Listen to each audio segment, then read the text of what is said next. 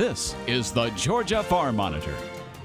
Since 1966, your source for state and national agribusiness news and features for farmers and consumers about Georgia's #1 industry, agriculture. The Farm Monitor is produced by the state's largest general farm organization, the Georgia Farm Bureau. Now, here are your hosts, Ray DeLessio and Kenny Burgamy. That's right. He's Kenny Burgamy. I'm Ray DeLessio, and we cannot thank you enough for tuning into another edition of the Georgia Farm Monitor. As always, we've got a show packed full of ag information and features.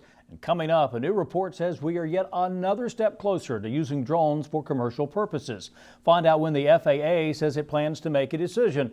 Also on the program, is it really time to start thinking about a Christmas tree already? Well, you bet it is. We'll take you to Covington, Georgia, and show you a tree farm that makes Christmas tree shopping enjoyable for the entire family. And then later, the touch, the feel of Georgia cotton, and how one Georgia farmer is using it for his bustling clothing line.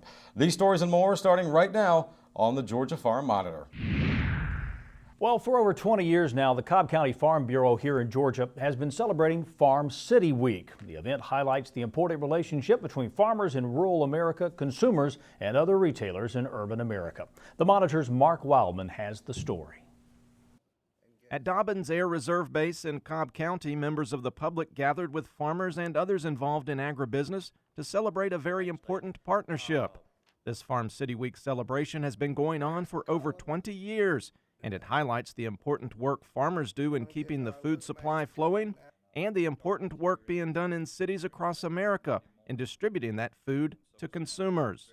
The president of the Georgia Farm Bureau, ZIPPY DUVALL, spoke to the group about spreading agriculture's message to more urban areas. What a wonderful place to be able to tell the farmer's story and to try to mend bridges and try to build relationships between agriculture and a town or city, and let them know exactly what we do for the economy of this state, and in turn and tell them how much we appreciate what they do for us, because what they supply to us in our everyday life gives us the opportunity to farm. U.S. Senator Johnny Isakson was on hand as well. He is a resident of Cobb County, and he spoke about some key issues that affect farmers across Georgia. I know the biggest Farm Bureau issue is the waters of America and the desire by the EPA to remove navigable from in front of waters in the Clean Water Act so that the EPA regulates every farm pond, every cow trough, and every puddle in the state. I think the elections Tuesday ensured a number of things that won't happen, but one thing that won't happen is the waters of America we're not going to delete navigable from in front of it. Cobb County is a part of the metro Atlanta area. There was a lot more pavement than farms in the area, but the president of the Cobb County Farm Bureau, Stan Kirk, believes the young people in Cobb County need to know the real story of American agriculture. We give out books and coloring books, activity books, so the kids will know where their food comes from, because a lot of them think it comes from the grocery store, but they don't know how it gets to the grocery store and what's involved with that. So we try to educate the kids, because that's really the starting point. So if they know when they get older, they'll keep that in their minds and know that farmers are good for them, and they need to help support the farmers. Not only does Cobb County give out books, they also give out money. Last year they gave $12,000 in scholarships, and they hope to raise that next year. It was only appropriate for the Farm City Week celebration to be held at a military base, because the military and our nation's food supply go hand in hand. We take our military men for granted because we know that they're there protecting our freedoms, and we just don't think about them every day until something happens. And agriculture's the same way.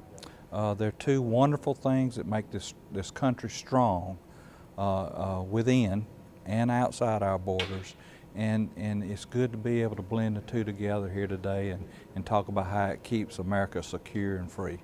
Reporting from Cobb County, I'm Mark Wildman for the Georgia Farm Monitor.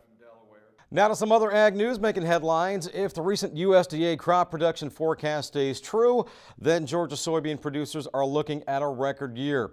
According to the forecast, Georgia soybean farmers are on track to average 41 bushels per acre this year for a total of 11.9 million bushels statewide. That's up 28% from 2013.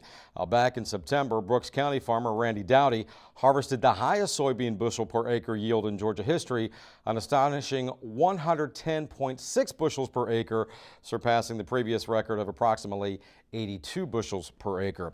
Well, before you know it, small drones could be hovering over farmlands across the country. An official for the FAA says the agency is close to releasing a ruling that would give commercial entities greater access to fly small unmanned aerial systems in domestic airspace. Although no specifics were given, the official was quoted as saying the ruling will open the door to a lot of commercial operations that aren't authorized today. Ray, believe it or not, Christmas is just about a month away. That means it's time for consumers to set their sights on picking out the perfect tree. Yeah, recently Damon Jones visited one tree farm in Covington that takes great pride in making this a special occasion for the entire family. Nothing quite says Christmas like Santa Claus, candy canes, and of course, the perfect tree. That's exactly what the people here at Berry Tree Farms in Covington are looking to provide, as they produce some of the highest quality trees for the past 3 decades. It's the type of quality that can easily be seen thanks to hard work throughout the entire year. I've always called it a full-time, part-time job. You know, you work all your extra time, whether it be weekends, afternoons. You know, it takes several people to make them look like a Christmas tree. You just don't plant them and then miraculously they turn into a Christmas tree 6 or 7 years later. It's kind of like a baby. You know, you start out young, you nurture it throughout its life, and then, you know, it's here ready for people to come and pick in Christmas. However, it really is a labor of love for the Berry family, as they hope to create a one-of-a-kind experience for families to enjoy while picking out their tree. And to do that, they've created a number of different activities, ranging from a petting zoo to this miniature train that runs on 400 feet of track. It's an experience Berry believes every family should enjoy. They actually get to go out and pick their own tree. They know what kind of tree they're getting. They know where it's cut, when it was cut. And then we also got train rides, concession stands. Santa Claus comes on the weekends. It's just a one-day event just for somebody to get out, enjoy the field, enjoy the farm, and pick the perfect Christmas tree to take back home to decorate. Now, one of the unique aspects of this tree farm is customers not only pick out their tree, but they also cut it down themselves. As for advice Berry gives for people looking for that perfect tree, one of the toughest things is to get a tree home and it not stand up straight. So you want to have a straight trunk to where you can put it in the stand. And you want to look at the fragrance of it. Is it something that you want to smell the entire Christmas season? And also the strength of the limbs. You know, do you have a lot of heavy ornaments? And if you do, you want to pick a tree that's got stronger branches that'll hold those ornaments. And once you get that tree home, it's important to remember that it's still a living thing and requires daily maintenance if you want it to remain healthy throughout the holiday season.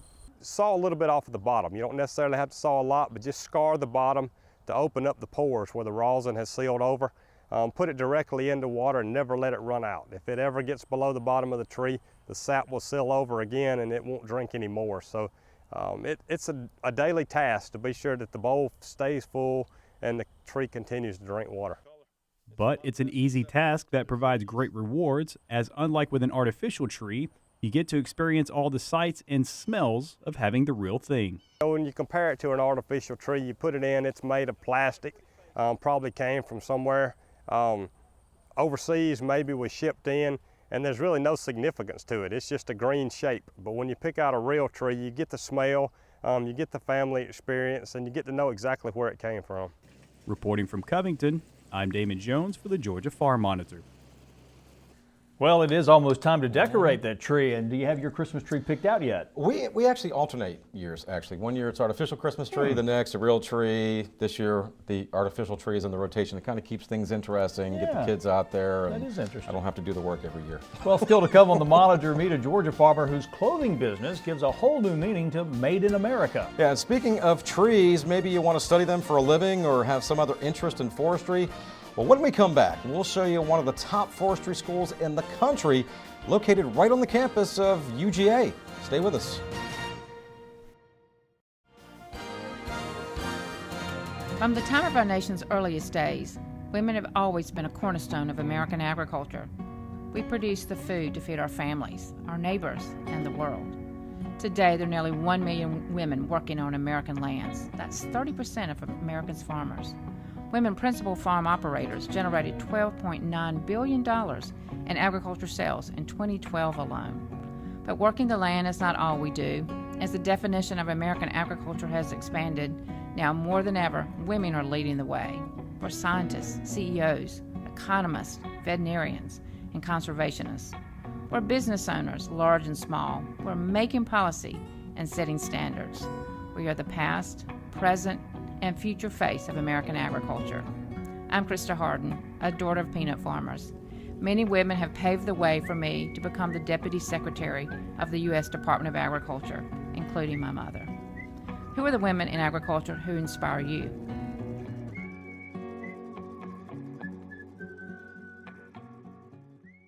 All right, welcome back to the Georgia Farm Monitor. Well, tucked away on the campus of UGA is the Warnell School of Forestry and Natural Resources. Pretty neat place, actually. Had a chance to visit it there recently.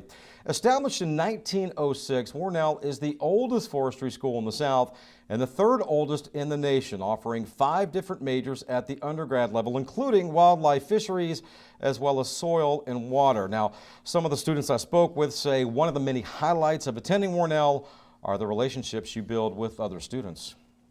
I think the big thing about Warnell is that everyone here is really drawn to the outdoors. The majority of the activities that we do together, going hunting, going camping. I know last weekend I was hunting with a buddy from Warnell. This weekend, the Wildlife Society is organizing a camping trip, and that's a big part of the school. There are tremendous career opportunities right now. If you're a forester graduating this semester from the University of Georgia, you've got a job.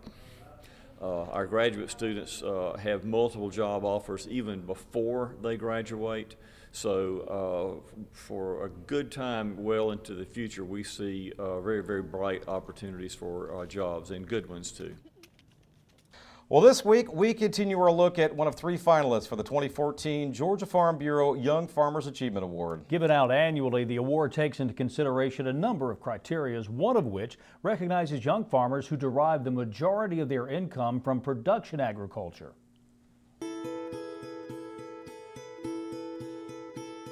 I'm Matt Bottoms from Pike County. This is my wife, Melissa. We're second generation here on our farm. And here in Pike County, we're 5th generation farmers.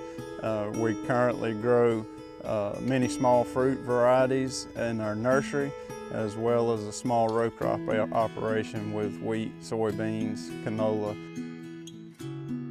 We talk about ag in the classroom. Well, all of my life, ag has been my classroom. I've always been in agriculture, be it grandfather's cattle operation, row crop operation, to family nursery business. I've always been around agriculture, and it's been a passion of mine, and just something that the only thing I could imagine doing. There's nothing else I would rather do than be outside watching things grow and creating produce of different varieties to be able to sell and to consumers. Try it. It's very sweet. Honestly, the most involvement with Farm Bureau came after I started teaching, and there's not really a day that goes by that I don't think, man, I wish I had just been able to go to that conference or this conference or attend, this convention before or while I was teaching, because I could have brought that, so much more into the classroom. So yes, I do think that a lot, and I do enjoy being able to go back in the classrooms and working with the younger kids in Pike County to help bring more knowledge about agriculture and what it really means. We decided a few years ago to homeschool our daughter, and she's able to come out and we can do math lessons on tomatoes or science lessons through things that we have here on the nursery and in our farm, and so again it gives her a chance for agriculture to be her classroom, and that's there's no value that you can place on that. I can't even imagine life without Farm Bureau. We've been involved. I've been involved at least 10 years, and Matt much longer than that. But I go to different meetings at Farm Bureau with the Women's Committee and the Program Education Committee, and they know I'm bringing the girls with me. And so our office and everybody that volunteers here in Pike County, they're as welcome as I am to be there and be a part of everything that's going on. Farm Day. anything really. A man or woman who cannot feed themselves, you know, potentially could be in a very tough situation. And so being able to teach our children life lessons on the farm and around, you know, from picking tomatoes or how to operate equipment or being able to plant seed and see things grow or being able to put a blueberry plant in the ground and harvest those, I think there's no value that you can place on that. Now, if you missed any part of the story or others on today's program, just a reminder that you can still see them in their entirety at our YouTube channel. That is the Georgia Farm Monitor. Once there, you can browse the archive of stories dating as far back as 2009. That's 5 years. Wow. And once you're done watching all those informative stories, keep clicking and like the Georgia Farm Monitor Facebook page that we set up for you. If you have a story idea or if you just want to leave us a comment or suggestion, feel free to send us a message either on Facebook or at the address listed below. That is news@farm-monitor.com. After the break, an update on a Georgia young farmer who's living out his dream of being a successful clothing manufacturer and doing it with cotton directly from his own fields. That is next when the Georgia Farm Monitor continues.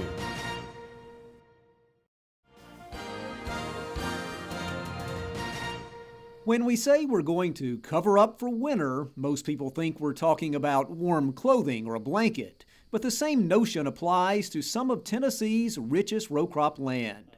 The Norwood family farms 3,000 acres in Henry County, but a sizable chunk of their land will not sit idly by the next few months. The Norwoods grow cover crops until spring planting. About a third of our operation has cover crops on it each year. We've been doing this for about 4 years now. Kind of been experimenting a little bit with how to plant it and what different crops that we like to use, and depend on what we're trying to do with the ground. This farm features a variety of cover crops, everything from clover to radishes and ryegrass, any plant sown between regular growing seasons. Some cover crops, especially types of forage, are actually harvested like a summer crop. And you don't have to be a big-time farmer to benefit here. Cover crops are also good for backyard gardens and mulch beds. You plant a cover crop for several reasons, but mainly to prevent soil erosion and to increase organic matter in the soil. It's one good thing about our producers. They're trying to add to their farms and add to yields, and all this can help to do that. UT Extension Agent RANSON GOODMAN says Henry County has more than 14,000 acres of cover crops each winter. Cover crops help break apart compacted soil. They also increase water infiltration and add nutrients like nitrogen. Fertility, I mean, we're always looking for ways to add fertility back to the ground or hold some nitrogen in the ground and lighten up the economics of the farming business.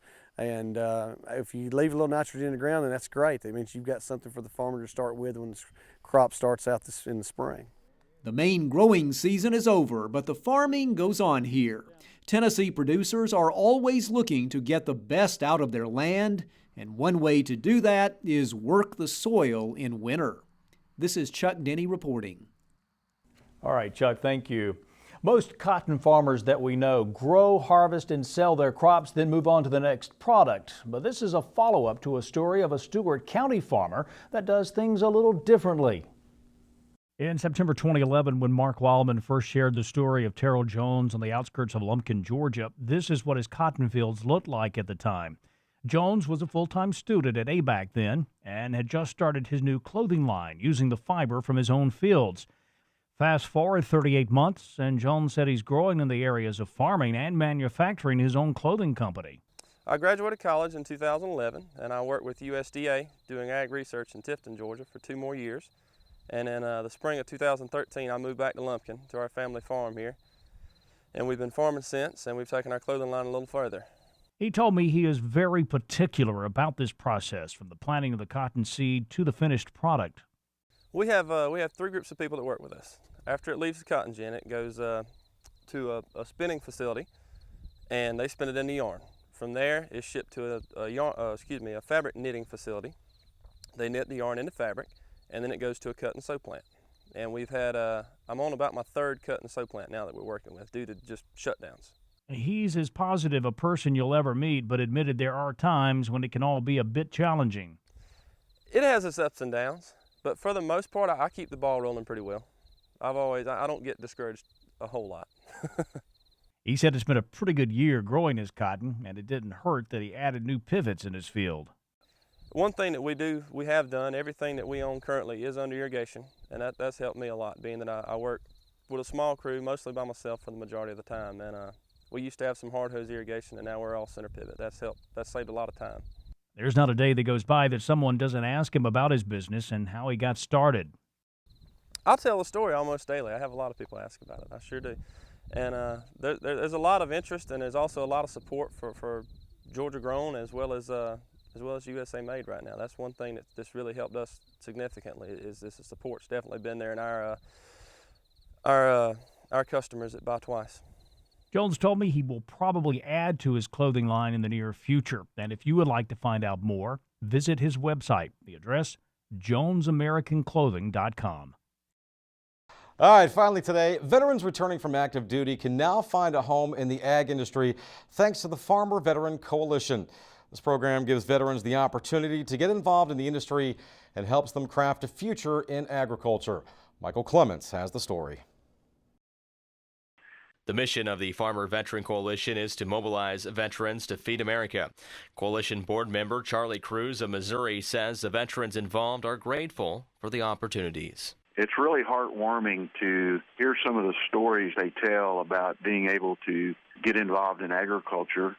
And I think it's not only a good thing for our veterans, and it's something that we absolutely ought to do, but it's also good for agribusiness and production agriculture because there's always a need to have really good quality people on your team and in your workforce. KRUSE says it's a natural fit for agriculture to partner with those coming off of active duty. We've got veterans returning to small communities all over this country, and based on my experience in the military and interactions with people in the military, I believe that these people possess the skills and the traits that can really contribute in a very positive way. Those skills include teamwork, dedication, and pride in what you do, along with willingness to adapt to different situations, all of which, KRUSE says, are common for people in the military. That can carry over well into agriculture. The coalition promotes helping veterans through the Homegrown by Heroes label, showcasing food produced by our nation's veterans.